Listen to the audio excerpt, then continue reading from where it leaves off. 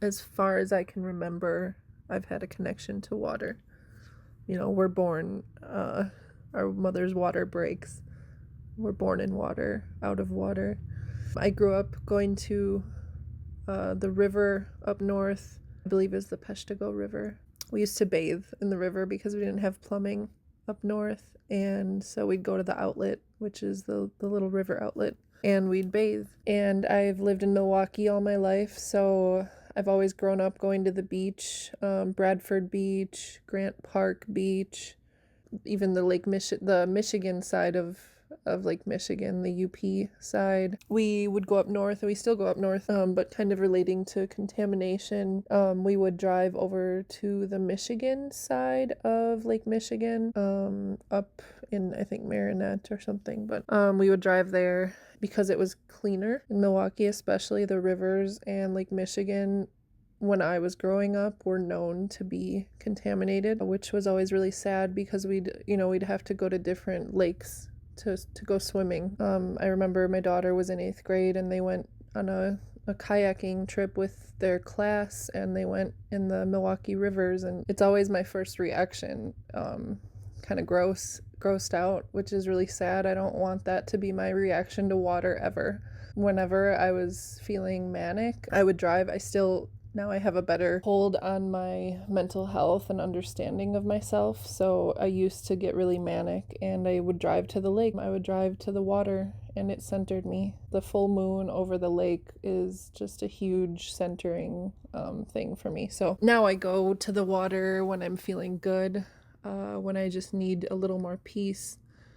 I've learned that manic feeling was just misunderstood emotion. The water has just always centered me. And I have a dream of going up to Ashland, to the Bad River Reservation. I have friends that have homes up there, and I want to see Lake Superior. I want to go up to Niagara Falls. I want to see all the Great Lakes because I still haven't even scratch the surface of them. I grew up around Lake Michigan, and I guess I kind of took it for granted. Even though I did appreciate it, I really took it for granted how lucky we are to be by such a big freshwater resource.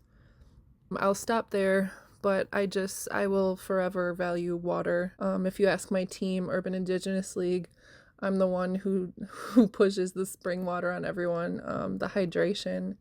My kids, water is life. Minniwachoni, that's how you say water is life in Lakota. And it really is. It helps us, it sustains us, it fuels us. And any threat to water is a threat to us directly.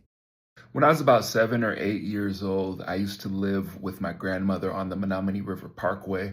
And there was a lot of times I would beg her to take walks along the trails that meander through the forest on the banks of the Menominee River. I don't know how many times we actually went on those walks, but I do remember one specific time I begged her to take me on one of those walks. And it was a short walk, but it was a very profound walk because I still remember it to this day. Couple months maybe after we took that walk, I was asked at school to draw a picture of a family member, and I don't remember the specific context, but I ended up drawing a picture of my grandmother and I underneath a rainbow alongside some trees, referring to that singular walk that we took along the trails that sit beside the Menominee River. And I still have that picture today. So the Menominee River, especially that segment that was across the street from my grandmother's house, has become a very special place for me, due to that one memory that I have of that one walk. And it's really cool to just be able to tie such a memory from my childhood to a specific part of the river.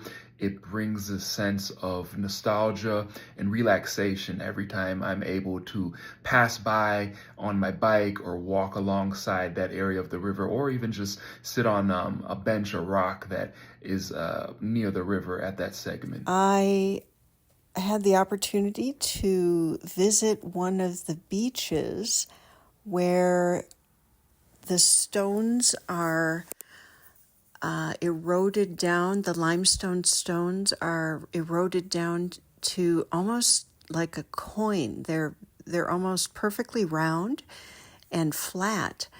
And when I collect a few of these coins, I think of them as currency.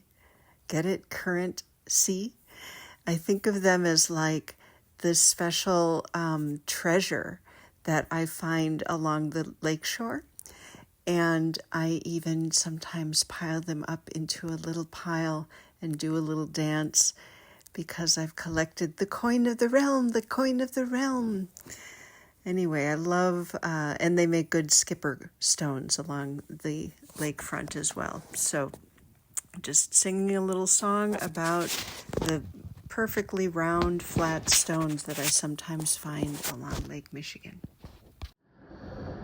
What prompted me to really focus on working for water was having kids. I had been involved in environmental work for a long time, working on pesticide reform to protect the health of, people and the environment, and really double down on focusing on water because it really connects us all. All life depends on it, and I wanted to make sure that future generations have clean and safe drinking water.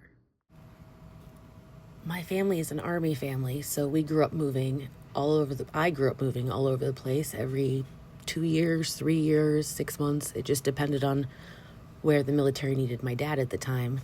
I hadn't realized my connection to the lake, Lake Michigan, was as deep as it was until the one year we couldn't afford to come back to Michigan from where we were. We were living in Germany, and we just didn't have the money to fly back for a 2-week vacation to visit the family and be on Lake Michigan. And that was one of the hardest years I've ever had.